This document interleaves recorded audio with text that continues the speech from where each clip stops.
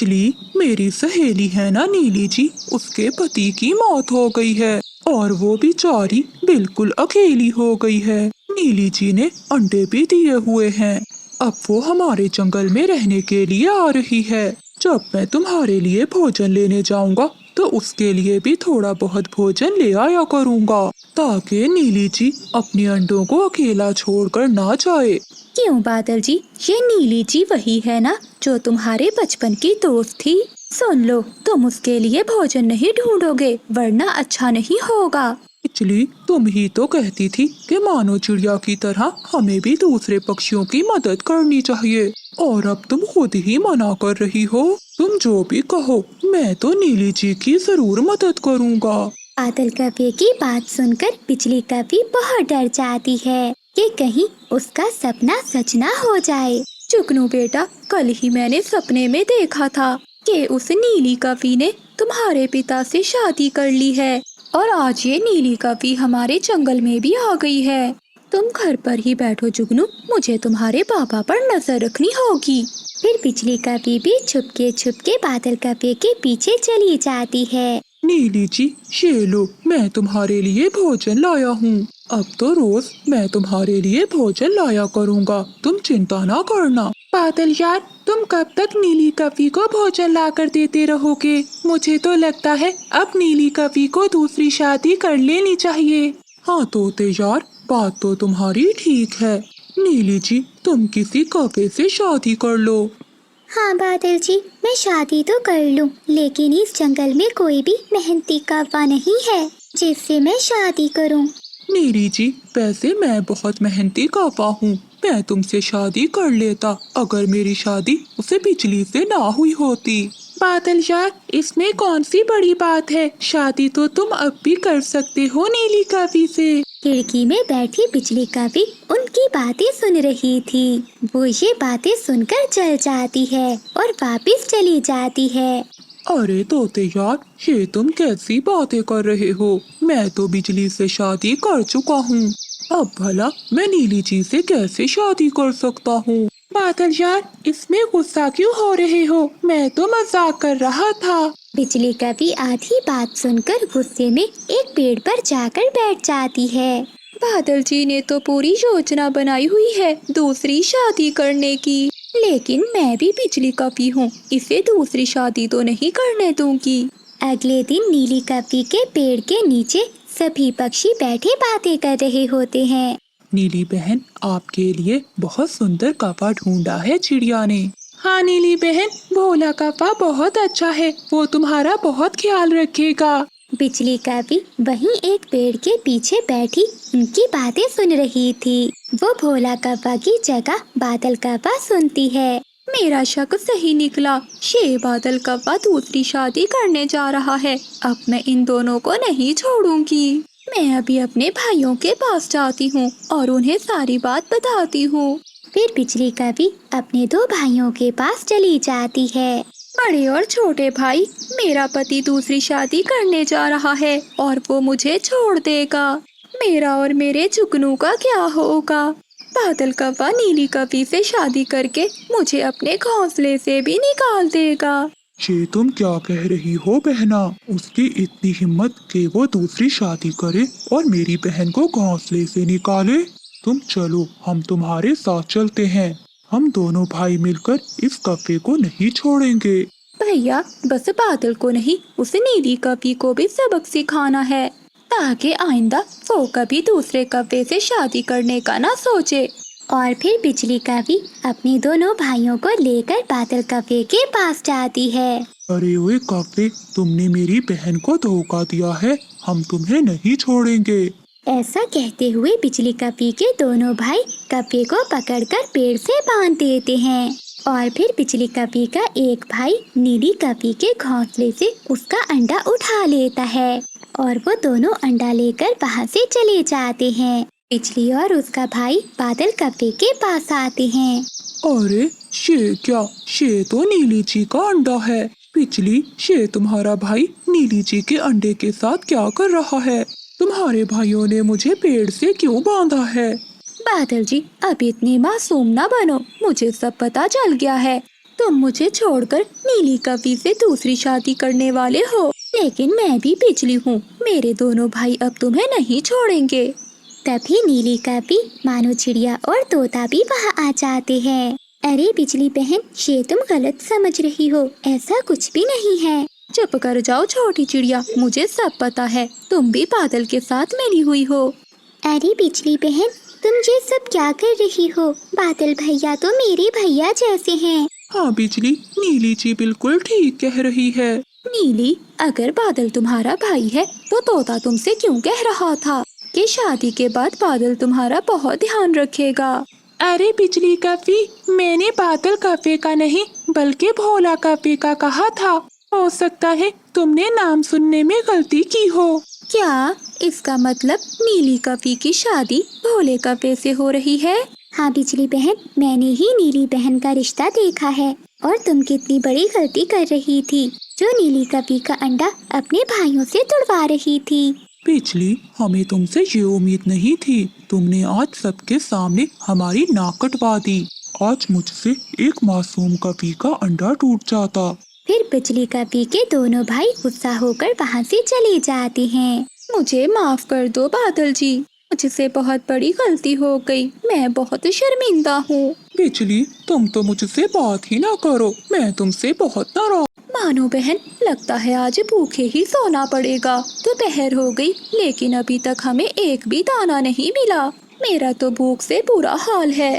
बिजली बहन, आप चिंतित न हो, हमें जरूर कुछ न कुछ खाने को मिल जाएगा। वो दोनों बैठी ऐसे बातें कर ही रही थी कि वहाँ एक पक्षी आ जाता है। चिड़िया और कवि कहाँ से आए हो? पक्षी भैया, हम पहाड़ों वाले जंगल से आए हैं। हम दोनों भोजन की खोज में निकली थी, उड़ते उड़ते यहाँ तक पहुँच गयी। अरे पक्षी भैया, क्या तुम बता सकते हो कि हमें भोजन कहाँ से मिलेगा? हाँ, यहाँ से थोड़ा आगे एक पौधा है, उस पर 2 फल लगे हुए हैं। वो लाल रंग के हैं। मुझे तो दाना मिल गया था, इसलिए मैंने नहीं खाए वो। अगर तुम दोनों चाहो तो वो फल जाकर ले सकती हो। हाँ हाँ, कहाँ है वो फल? वो सामने बड़े पेड़ के पीछे। फिर मानो चिड़िया और बिजली कवि उस लाल फल को खाने के लिए चली जाती हैं और वो देखती है कि वहाँ सच में एक पौधा है जिस पर लाल लाल रंग के 2 फल लगे हुए हैं। बिजली बहन, ये तो बहुत सुंदर हैं और देखो कितने लाल लाल हैं। लेकिन मानो, मैंने तो पहले कभी नहीं खाए ऐसे फल। कहीं ऐसा ना हो कि इन्हें खाकर हम मर जाएं। वो दोनों आपस में ऐसे बातें कर रही थी कि उन 2 फलों में से एक फल बोलने लगता है। चिड़िया और कवि, क्या तुम मुझे नहीं जानते? मुझे तो सभी जानते हैं। मैं एक टमाटर हूँ और सब मुझे बहुत शौक से खाते हैं। इंसान तो मुझे बहुत ज्यादा पसंद करते हैं। आप भी मुझे खा सकते हो। टमाटर भैया, हम पहाड़ों वाले जंगल से आए हैं। वहाँ तो कोई भी फल आप जैसा नहीं देखा। पहली बार देखा है ना आपको, इसलिए पहचान नहीं पाए। चिड़िया और कवि, क्या तुम्हारे जंगल में भोजन नहीं है? टमाटर भैया, पहले तो बहुत भोजन था, लेकिन अब भोजन की खोज में दूर दूर तक जाना पड़ता है। तो फिर तुम दोनों ऐसा करो, एक मैं और मेरा भाई, हम दोनों पके हुए हैं। आप दोनों ऐसा करें कि मुझे खा ले और मेरे भाई टमाटर को अपने साथ ले जाएं और इसे अपने घर के पास जमीन में बो दें और फिर वहाँ हमारा पौधा भी उगाएगा। ऐसे तुम दोनों को भोजन की चिंता नहीं रहेगी। टमाटर भैया, तुम कितने अच्छे हो, मुझे तो अभी तक विश्वास नहीं हो रहा। मुझे बहुत खुशी होती है जब मुझे कोई खाता है, लेकिन तुम दोनों मेरी एक बात याद रखना, हमें तभी खाना जब हम पूरी तरह लाल हो जाएं। जब हम हरे रंग के होते हैं तो इतने स्वादिष्ट नहीं होते। फिर बिजली कवि और मानो चिड़िया ऐसा ही करती हैं। वो एक टमाटर को खा लेती हैं और दूसरा टमाटर लेकर अपने जंगल वापस चली जाती हैं। बिजली बहन, अब हम ऐसा करते हैं कि इस टमाटर को बो देते हैं और फिर रोज इसे पानी दिया करेंगे। जब ये पौधा बड़ा हो जाएगा तो हम इसकी रक्षा भी करेंगे। चिड़िया बहन, मुझे बहुत स्वादिष्ट लगा है ये फल।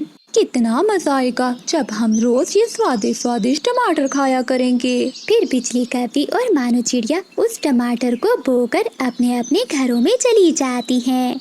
ऐसे ही दिन और रात गुजरते गए।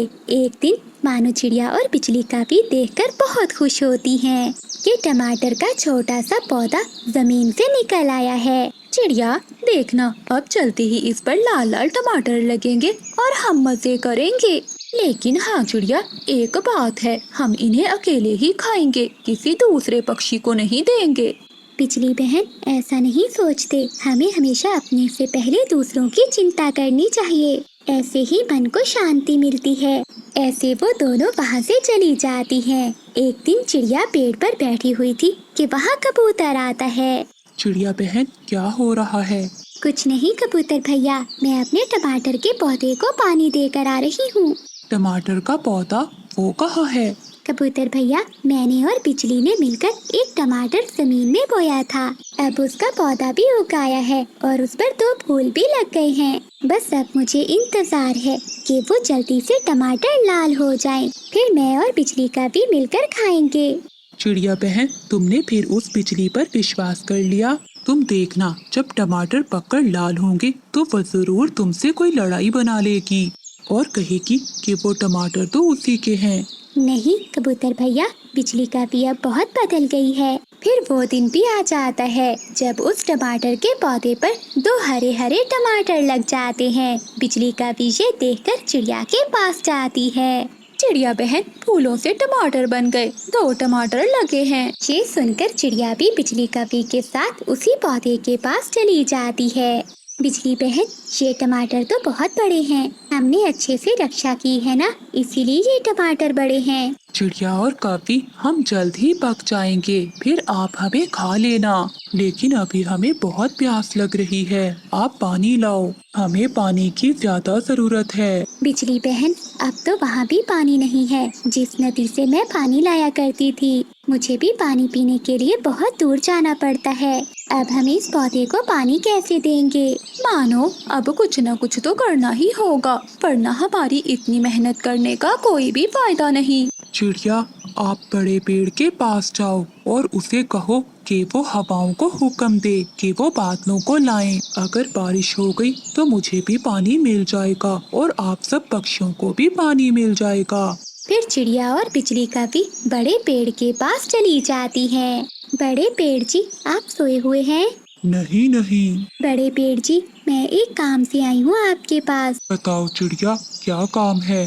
बड़े पेड़ जी, आप हवाओं को हुक्म दें कि वो हमारे जंगल में बादलों को ले आएं, ताकि हमारे जंगल में बारिश हो जाए। लेकिन चिड़िया, हवाएं तो बादलों को लेकर पूर्व वाले जंगल में गई हुई हैं। चिड़िया रोने लगती है। बड़े पेड़ जी, हमने बहुत मुश्किल से एक टमाटर का पौधा लगाया है और वो अब सूख रहा है। अगर उसे पानी ना मिला तो वो मर जाएगा।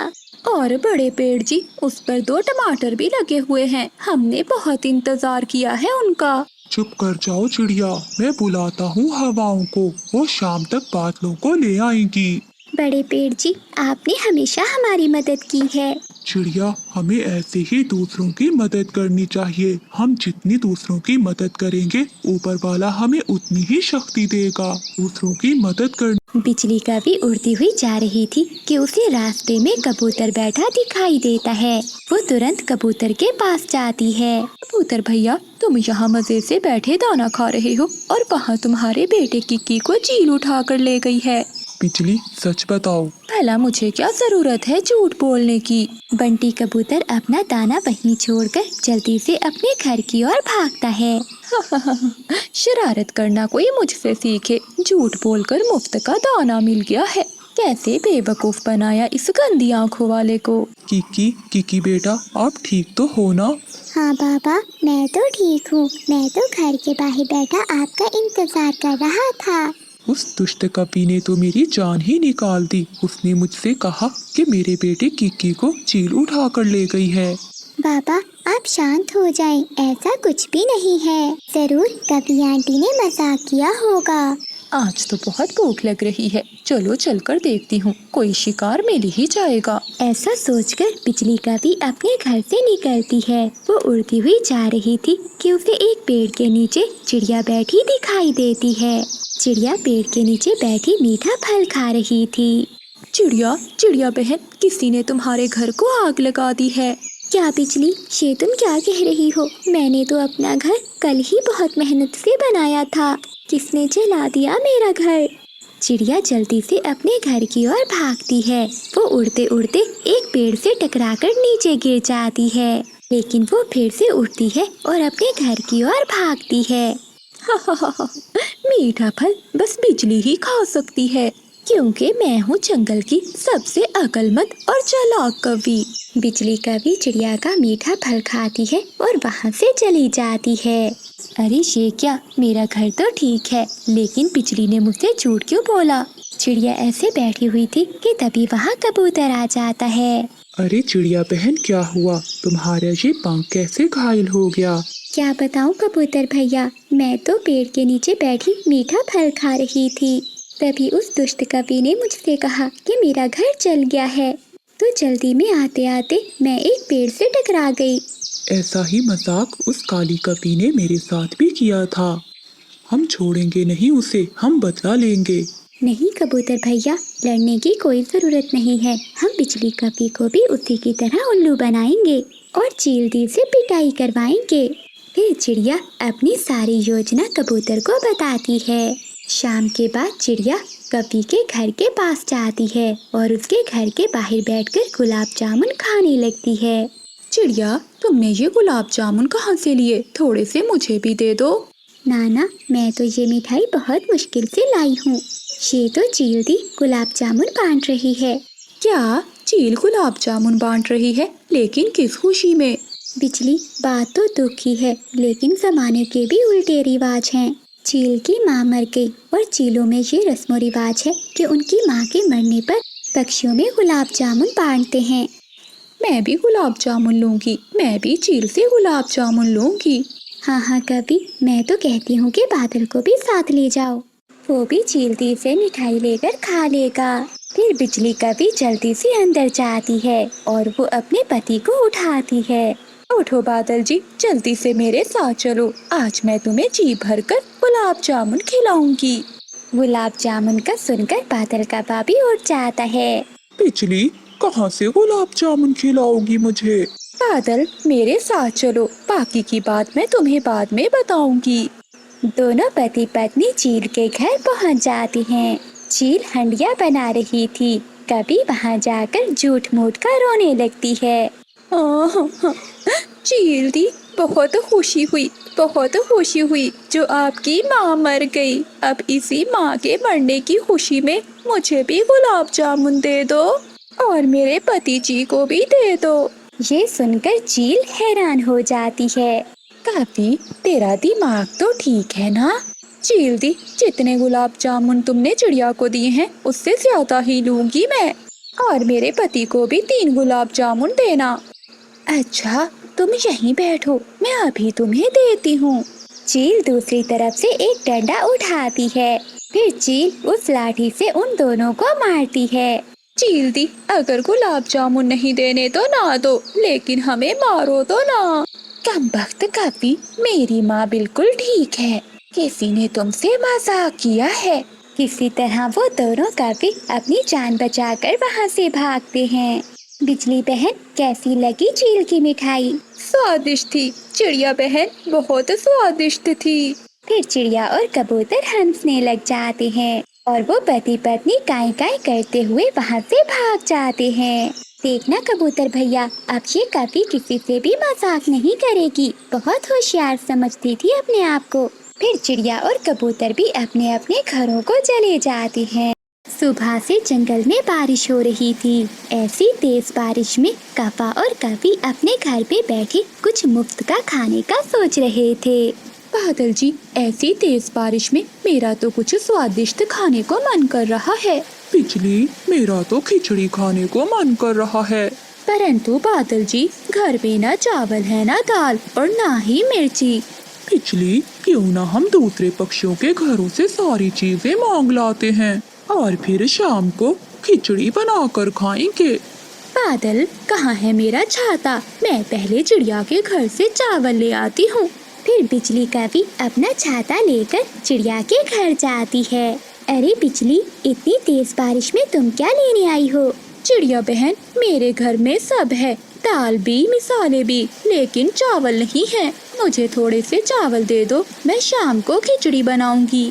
तुम चिंता नहीं करो, मैं तुम्हारे घर भी खिचड़ी भेज दूंगी। खिचड़ी, वो भी दाल वाली, मैं जरूर खाऊंगी। ठीक है बिजली, अगर तुम्हारे पास बाकी की चीजें हैं तो चावल मुझसे ले जाओ।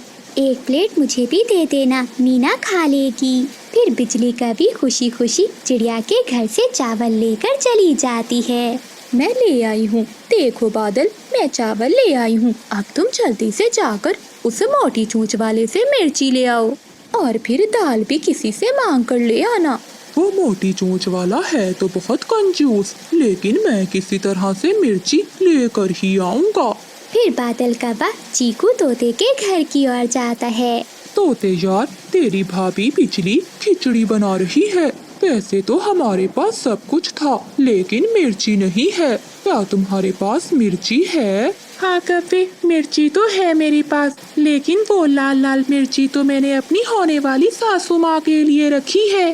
अरे तोते यार, तुम अपनी होने वाली सासू माँ को फिर कभी मिर्ची दे देना। आज वो मिर्ची मुझे दे दो, मैं तुम्हें एक प्लेट खिचड़ी की देकर जाऊंगा। ठीक है कव्वे, तो मैं अपनी होने वाली सासू माँ को खिचड़ी दूंगा ताकि वो मेरी चिंकी से जल्दी शादी कर दे।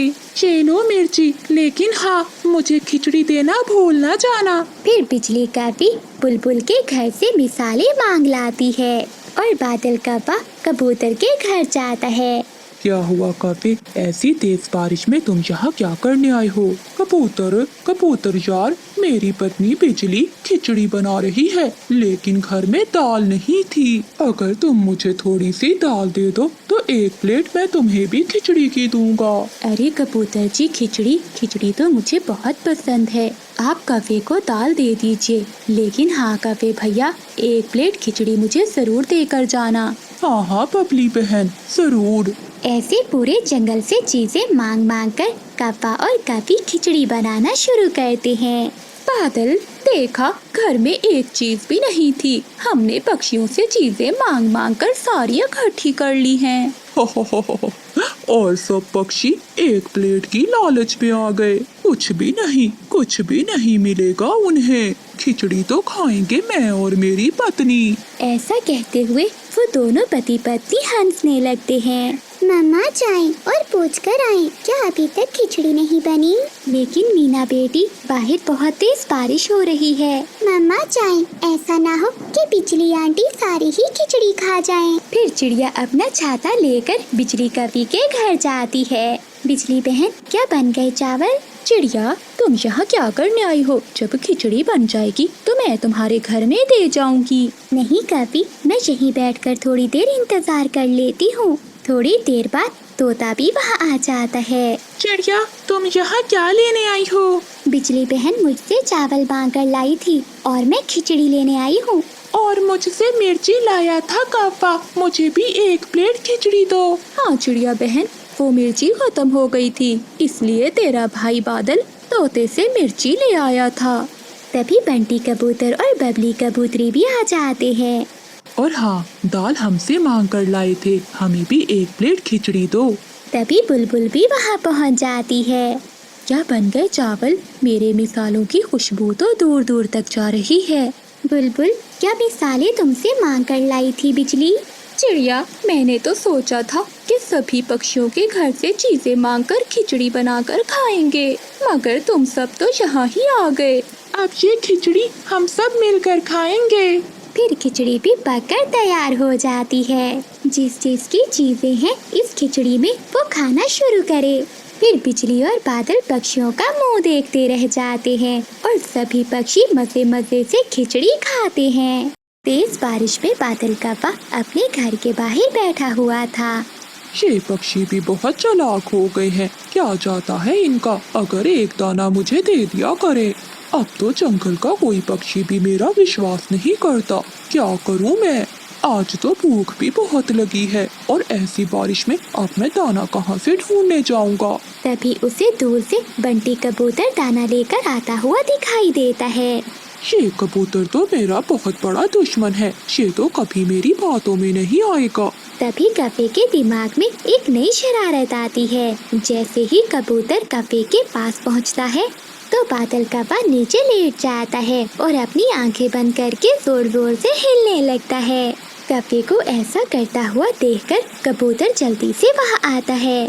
बादल कव्वे, क्या हुआ तुम्हें? लेकिन कव्वा कोई जवाब नहीं देता और वैसे ही करने लगता है। बंटी कबूतर थोड़ा सा पानी कव्वे के मुंह में डालता है, लेकिन कव्वा फिर भी वैसा करना ही जारी रखता है। पता नहीं इसे क्या हो गया है। ऐसा करता हूँ, थोड़ा सा दाना खिलाता हूँ, शायद ये ठीक हो जाए। कव्वा जब ये सुनता है वो तो खुशी से फूल जाता है। फिर कबूतर दाना कव्वे को खिला देता है। तभी कव्वा भी उठ जाता है। बादल कव्वे, मैं तो घबरा ही गया था, तुम्हें क्या हुआ था? तुम्हें क्या बताऊं कबूतर कि मुझे क्या मसला है। सभी पक्षी समझते हैं कि मैं बहुत काहिल और सुस्त हूँ, लेकिन कोई ये नहीं जानता कि मुझे कितनी बीमारियाँ हैं। 3-4 रोज से तो मैं कुछ ज्यादा ही बीमार हूँ। बैठे बैठे ही चक्कर आने लगते हैं और मन घबराने लगता है। तुम ही बताओ कबूतर कि ऐसी हालत में मैं कैसे काम करूं? मेरी जिंदगी का तो अब कोई भी भरोसा नहीं है। बादल, ऐसा तो ना कहो, हम सब है ना तुम्हारे साथ। हम सबको ये तो नहीं पता था कि तुम इतने बीमार हो। मैं सभी पक्षियों से कह दूंगा कि तुम्हारा ख्याल रखें। कव्वे के दिल में तो लड्डू फूट रहे थे। फिर कबूतर वहाँ से चला जाता है। मैं भी कव्वा हूँ, जितना ऊपर से काला हूँ उतना ही अंदर से काला हूँ। ये तो मेरी शान के खिलाफ है कि मैं कोई काम करूँ। अब तो सारी जिंदगी ऐसे ही एक्टिंग कर कर खाऊंगा। फिर कबूतर चिड़िया के घर जाता है। चीकू तोता भी वहीं बैठा हुआ था। चिड़िया बहन, तुम्हें तो पता है कि बादल कव्वा कितना आलसी है, इसलिए मैं उसके सबसे ज्यादा खिलाफ हूँ। लेकिन असल बात का तो मुझे अब पता चला है। क्या हुआ बंटी भैया, आप इतने परेशान क्यों लग रहे हो? चिड़िया बहन, वो कव्वा तो बहुत बीमार है। उसको तो ऐसी बीमारी लगी हुई है कि वो बीमारी मेरी समझ में भी नहीं आई और ना ही उस बीमारी का कोई इलाज है। मैं इसीलिए यहाँ आया हूँ कि इस मुश्किल समय में हमें उसे अकेला नहीं छोड़ना चाहिए। हाँ कबूतर, तुम ठीक कह रहे हो। उसने आज तक हमारे जंगल में कुछ भी अच्छा नहीं किया, लेकिन जो भी हो वो है तो हमारे जंगल का पक्षी। हमारे जंगल की रौनक उसी की वजह से ही है। बताओ कबूतर, हमें क्या करना होगा? मैंने सोचा है कि हम सब मिलकर बारी बारी उसे दाना दिया करेंगे। हाँ बंटी भैया, आपकी बात बिल्कुल ठीक है, हम ऐसा ही करेंगे। अगली सुबह वो तीनों पक्षी बादल कव्वे के पास जाते हैं। बादल भैया, मुझे आपसे बहुत शिकायत है। जैसा भी हो, मैंने हर मुश्किल समय में आपका साथ दिया है। आपको मुझे बताना चाहिए था अपनी बीमारी का। मानो बहन, मैं तुम्हें परेशान नहीं करना चाहता था, बस मैं अकेला ही लड़ना चाहता था। ऐसा कहते हुए कव्वा फिर से वही एक्टिंग करना शुरू कर देता है। ये देखकर चिड़िया डर जाती है और वो कबूतर के बताए हुए मुताबिक एक दाना कव्वे के मुंह में डाल देती है। कुछ ही देर में कव्वा उठकर बैठ जाता है। कव्वे भैया, आपने घबराना नहीं है, आप जल्दी ठीक हो जाएंगे। मानो बहन, मुझे लगता है अब मैं जल्दी ही मर जाऊंगा। ये बीमारी मुझे मारकर ही मेरा पीछा छोड़ेगी। अभी तो आज मुझे अपने घोंसले की मुरम्मत का काम भी करना था। जैसे ही मेरी सेहत ठीक होती है, मैं ये काम करना शुरू कर दूंगा। कव्वे भैया, मैं कर दूंगी आपके घोंसले का काम। इसी हालत में मैं आपको घर का काम नहीं करने दूंगी। ठीक है चिड़िया बहन, अगर तुम कह रही हो तो ठीक है, वरना मैं खुद ही कर लेता। बेचारी चिड़िया सारा दिन जंगल से सूखे तिनके लाकर कव्वे की छत की मुरम्मत करती है। अगले दिन बादल कव्वे का मामा साथ वाले जंगल से आता है। वो देखता है कि सभी पक्षी कव्वे की बहुत सेवा कर रहे हैं। पक्षियों के जाते ही उसका मामा बादल कव्वे के पास जाता है। भांजे, क्या तुम जंगल के राजा तो नहीं बन गए जो सभी पक्षी तुम्हारी इतनी सेवा कर रहे हैं? मामा जी, ऐसा ही समझ ले। अगर आप कहें तो आपको भी ये राज बता दूं। तभी कबूतर वहीं से गुजर रहा था। वो उन दोनों की बातें सुन लेता है। मामा जी, सभी पक्षी मुझे देखकर दूर भागते थे, कहीं मैं उनसे कुछ मांग ना लूं। लेकिन इस बार मैंने भी ऐसा खेल खेला है कि आपने अपनी आँखों से देख ही लिया है। फिर बादल कौवा सारी बात अपने मामा जी को बता देता है। अरे वाह, सच में बादल, तुम्हारे जैसा दिमाग किसी का नहीं है। कबूतर जो सुबह सुबह फल लेकर कौवे के पास आया था, वो ये सारी बातें सुन लेता है और उसे अपने आप पर बहुत गुस्सा आता है कि वो कैसे उल्लू बन गया। लेकिन कौवे, अब तुम इस बात की चिंता ना करो, इसका बदला तो मैं तुमसे लेकर ही रहूंगा। फिर वो सभी पक्षियों को बुलाता है और उन्हें सारी बात बताता है। लेकिन बंटी भैया, अब हम क्या करेंगे? चिड़िया बहन, हम भी उसके साथ वैसा ही करेंगे जो उसने हमारे साथ किया है। हम भी वैसी ही एक्टिंग करेंगे जैसी वो करता है। कबूतर, क्या मतलब है तुम्हारा? मेरा मतलब है कि जब भी कौवा एक्टिंग करने लगे, जो पक्षी भी वहाँ हो वो भी वैसी एक्टिंग करने लग जाए। इससे क्या होगा? इससे वो खुद ही एक्टिंग करना छोड़ देगा। अब इससे ज्यादा हम कुछ भी नहीं कर सकते। उस दिन के बाद सभी पक्षी ऐसा ही करते हैं। दोपहर को मिठू तोता कौवे के घोंसले में जाता है। तोते को देखकर कौवा वैसे ही करने लगता है। तुरंत तोता भी लेटकर अपनी आंखें बंद कर जोर जोर से हिलने लगता है। ये देखकर बादल कौवा बहुत परेशान हो जाता है। शाम को जब रानू चिड़िया आती है तो कौवा उसे देखकर भी वैसी एक्टिंग शुरू कर देता है। तो मानो चिड़िया भी कौवे की एक्टिंग करना शुरू कर देती है। कौवा तो और भी परेशान हो जाता है। मैं तो ऐसे ही एक्टिंग कर रहा था, ये सभी पक्षियों को क्या हो गया है? अब मेरे दाने का क्या होगा? अगली सुबह कबूतर घबराया हुआ कौवे के पास जाता है। बादल यार, पूरे जंगल में तुम्हारी बीमारी फैल गई है। मैं अभी पास के जंगल में बुलबुल डॉक्टर से मिलकर आया हूँ। पता है उसने क्या कहा है? क्या कहा है उसने? उसने कहा है कि ये बीमारी जिसको सबसे पहले लगी है उसके दिल को निकालना होगा, फिर ही मैं उसके दिल की वजह से इस बीमारी को जान पाऊंगी। बादल यार, अब सभी पक्षियों की जिंदगी का सवाल है। मुझे पूरा यकीन है कि तुम अपने दोस्तों के लिए ये कुर्बानी जरूर दोगे। ये सुनकर बादल कौवे के तो रंग ही उड़ जाते हैं। लेकिन मुझे तो कोई ऐसी बीमारी है ही नहीं, तो क्यों मैं अपना दिल दूं? तभी बाकी सब पक्षी भी आ जाते हैं। मैं तो बस ड्रामा कर रहा था आप सबसे दाना लेने के लिए।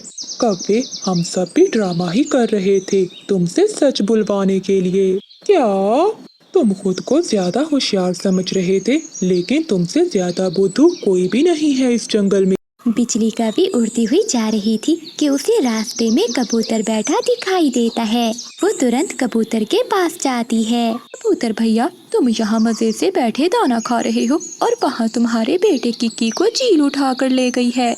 बिजली, सच बताओ। भला मुझे क्या जरूरत है झूठ बोलने की? बंटी कबूतर अपना दाना वहीं छोड़कर जल्दी से अपने घर की ओर भागता है। शरारत करना कोई मुझसे सीखे। झूठ बोलकर मुफ्त का दाना मिल गया है।